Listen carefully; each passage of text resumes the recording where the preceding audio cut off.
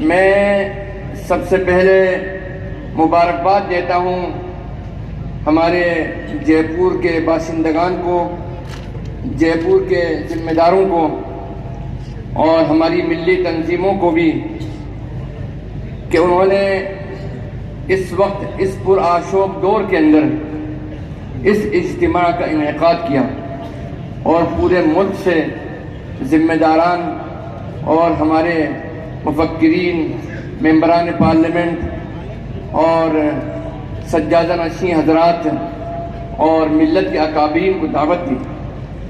یہ سب حضرات ہمارے لیے بڑے قابل قدر ہیں اور ہمارے لیے اثاثہ ہیں، اور ان کی موجودگی امت اسلامیہ کے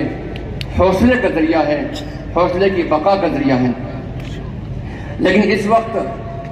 میں جے پور کے عوام کے حوصلے کو اجاگر کرنے کے لیے میں یہ بات کہنا چاہتا ہوں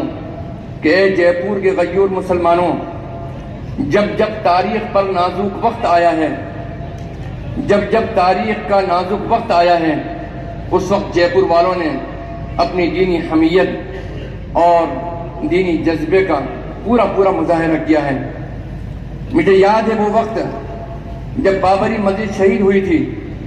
تو حضرت مولانا علی میاں رحمۃ اللہ علیہ، شیخ ابو الحسن علی ندوی رحمۃ اللہ علیہ نے اپنی فکر کا اظہار کرتے ہوئے فرمایا تھا کہ آج مسلمان ملت اسلامیہ کے حوصلے بہت پست ہو چکے ہیں، اور ان حوصلوں کے اندر اس کو حوصلہ دلانے کے لیے اور ان کے اندر مزید ہمت پیدا کرنے کے لیے کہ یہ حالات زندہ قوموں پر آتے رہتے ہیں، ہم مسلم پرسنل لا بورڈ کا اجلاس کہاں بلائیں، کہیں سے کوئی امید نظر نہیں آ رہی ہے۔ اسی مجلس میں ساتھیوں نے یہ بات فرمائی کہ حضرت شاہ صاحب دامت برکاتہم، یعنی بانی جامعہ حضرت مولانا شاہ محمد عبد الرحیم مجددی رحمۃ اللہ علیہ، ان کی طرف نگاہ گئی اور فرمایا کہ ان سے درخواست کی جائے کہ وہ مسلم پرسنل لا بورڈ کا اجلاس بلائیں۔ حضرت نے فرمایا کہ میں اس کے لیے تیار ہوں۔ اس وقت مسلمانوں نے اس وقت اتنا بڑا اجتماع مسلم پرسنل لا بورڈ کا ایک تاریخی اجتماع تھا، اور اسی اجلاس عام کے اندر شیخ ابو الحسن علی ندوی رحمۃ اللہ علیہ نے ارشاد فرمایا کہ میری زندگی میں مسلم پرسنل لا بورڈ کی تاریخ کے اندر کلکتہ کے بعد اگر کوئی اجلاس کامیاب اور اتنا مضبوط نظر آیا ہے مجھ کو تو وہ مسلم پرسنل لا بورڈ کا اجلاس جے پور کا اجلاس ہے، الحمدللہ۔ میں پھر یاد دلانا چاہتا ہوں آپ کو کہ 2015 کے اندر مسلم پرسنل لا بورڈ کا اجلاس ہوا۔ مسلم پرسنل لا بورڈ ناموس رسالت اور تحفظ شریعت اور دین پر جب جب آنچ آئی ہے، مسلم پرسنل لا بورڈ نے آواز بلند کی ہے، اور اسی آواز بلند کرنے کے نتیجے میں آج تمام مسالک کے ساتھ میں مل کر اور تمام ملی تنظیموں کے ساتھ متحد ہو کر اس نے اس آواز کو مضبوطی کے ساتھ میں اٹھایا اور ملت نے اس پر لبیک کہا۔ اس وقت میں آپ کو یاد دلا دوں کہ جب ٹرپل طلاق کا مسئلہ اٹھا تو اس وقت خواتین کے احتجاج پورے ہندوستان کے اندر ہو رہے تھے۔ ہم کو صرف ایک ہفتے کا وقت ملا، 28-27 فروری کو ہمارے پاس ہمارا مشورہ ہوا جامعہ کے اندر، اور 4 مارچ کو ہمارا اجلاس ہونا تھا۔ میں یقین سے کہہ سکتا ہوں کہ ہندوستان کی تاریخ میں خواتین کا، برقع پوش خواتین کا اجلاس نہیں ہوا۔ سب سے بڑا اگر اجلاس ہوا، سب سے بڑا مظاہرہ ہوا اس برقع پوش خواتین کا تو وہ جے پور کے اندر ہوا، راجستھان کے اندر ہوا۔ ہماری ماؤں بہنوں کو میں اس بات کے لیے مبارکباد دیتا ہوں۔ یہ اجلاس اور یہ احتجاج جب ریلی چلی 4 دروازے سے، تو جو تانتا بنا وہ یقیناً گھاٹ گیٹ سے ہوتا ہوا اس سانگنری گیٹ تک جب پہنچا تو ہمارے ساتھی یہاں موجود ہیں، وہ میں نے ان کی کیفیت دیکھی تو جب برقع پوش خواتین کا اسی راستے میں سانگنری گیٹ سے داخل ہوئے وہ ریلی مسلم خواتین کی، برقع پوش خواتین کی، تو ان کے ہاتھ کانپنے لگے۔ میں نے ان کا ہاتھ پکڑ لیا اور میں نے کہا کہ نہیں، اللہ کی مدد تمہارے ساتھ میں ہے۔ تو میں اپنی ماؤں بہنوں کو بھی اس بات کے لیے مبارکباد دیتا ہوں، جب شریعت پر آنچ آئے گی تو نہ صرف مرد بلکہ ہماری خواتین بھی شریعت کی حفاظت کے لیے آگے سے آئیں گے اور لبیک کہیں گے مسلم پرسنل لا بورڈ کی آواز کے اوپر۔ یہ کہتے ہیں کہ ہم مسلم وقف کا امینڈمنٹ جو لے کر آئے ہیں وہ مسلمانوں کے حق میں لے کر آئے ہیں۔ میں ان کی تاریخ سے یہ بات ثابت کر سکتا ہوں کہ یہ ہماری دشمنی میں لے کر آئے ہیں، اور اس کا ثبوت یہ ہے کہ جب وقف بل آیا 8 اگست کو پارلیمنٹ میں انٹروڈیوس ہوا، اس سے چند مہینے قبل بی جے پی ہی کے ایک ممبر پارلیمنٹ نے راجیہ سبھا میں وقف بل پیش کیا تھا، اور وقف بل کیا تھا؟ وقف اوقاف کو ختم کرنے کا، وقف ایکٹ کو ختم کرنے کا، وقف ایکٹ 1995 کو ختم کرنے کا بل تھا، پرائیویٹ بل تھا۔ اب یہ کہتے ہیں، انہوں نے یہ سمجھ لیا کہ اگر ہم اوقاف کو ختم کرنے کا اگر بل لے کر آئیں گے تو شاید ملک میں ہنگامہ ہوگا، تو وہ امینڈمنٹ کے نام سے بل لے کر آ گئے دوبارہ، اس پر کوئی بات نہیں کی۔ میں یہ سمجھتا ہوں کہ جب آپ کے ایک ممبر پارلیمنٹ نے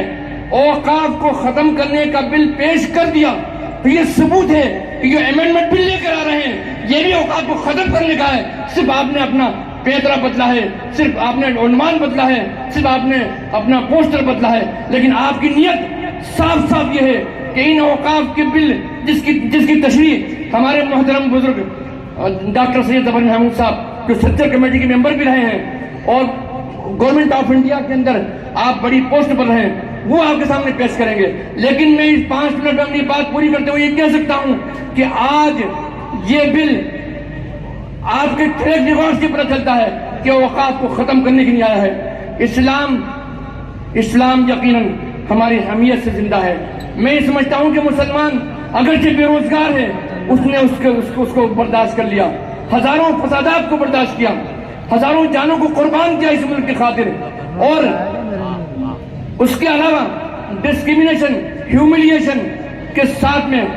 ہمارے ساتھ جو ناانصافیاں ہوئیں ان کو ہم نے برداشت کیا، لیکن آج ہمارے دین پر آنچائی ہے۔ میں یہ سمجھتا ہوں کہ یہ اجلاس اس بات کی گواہی دے گا کہ کسی بھی حالت میں یہ بل پاس نہیں ہونا چاہیے۔ ہم حکومت سے درخواست کرتے ہیں، حکومت یہ بات کہتی ہے کہ ہم آپ سے ملنا نہیں چاہتے۔ ایک شخص نے ہم پر الزام لگایا بی جے پی کے لیڈر نے کہ ہم ہندوستان کے اندر افراتفری پیدا کر رہے ہیں۔ بالکل نہیں، یہ ہمارا قانونی حق ہے کہ ہم اس بل کی مخالفت کریں، اس لیے کہ یہ صرف ہمارے خلاف نہیں ہے، ہندوستان کے کانسٹیٹیوشن کے خلاف ہے، ہندوستان کے دستور کے خلاف ہے، ہندوستان کے آئین کے خلاف ہے۔ تو ہم کیسے برداشت کر سکتے ہیں اس بل کو؟ اور ہم نے یہ بات ثابت کی ہے کہ ہم صرف آپ ہی سے نہیں ملے، ہم تو جگدمبکا پال سے بھی جا کر ملے، ہم کانگریس کے لیڈروں سے اکیلے نہیں ملے ہیں، ہم نے تو آپ کے لیڈروں سے بھی بات چیت کی ہے، ان سے بھی ہم نے ملاقاتیں کی ہیں، اور ہم تو یوگی آدتیہ ناتھ جی سے بھی ہم نے ملاقاتیں کی ہیں۔ ہم سب سے ملاقات کرنے کو تیار ہیں۔ ہم نے صدر جمہوریہ سے بھی ملاقات کا وقت مانگا، لیکن یہ جواب یہ آیا کہ ملاقات کا وقت ابھی نہیں ہے۔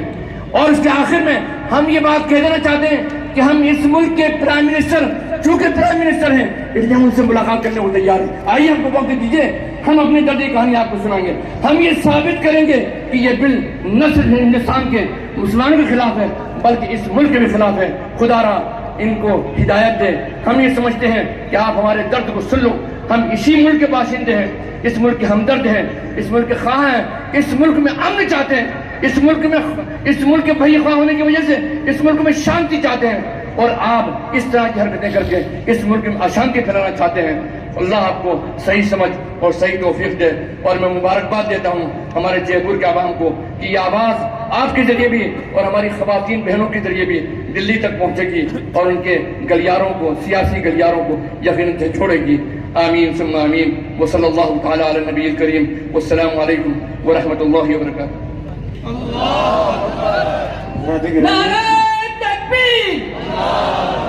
آپ حضرات سکون کے ساتھ بیٹھے رہیں، بہت جلد اجلاس